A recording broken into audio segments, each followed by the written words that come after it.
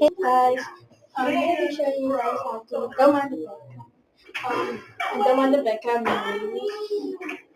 I'm going to show you how to make cloud dough. So basically cloud dough is basically a nice and soft texture of a dough. I'm going to show you guys how to make it. I'm going to cut some parts of the video out. So first you'll need a bowl, any type of bowl. It must be nice and round though. And a spoon, I recommend using a spoon that you can throw away again, like the spoon I used. So your ingredients, you'll need flour and shampoo. The the flour is what activates this, turning into a nice soft texture. So I'm gonna show you guys. I use 5 pounds of shampoo and 1.5 cups of flour, or this much flour. If you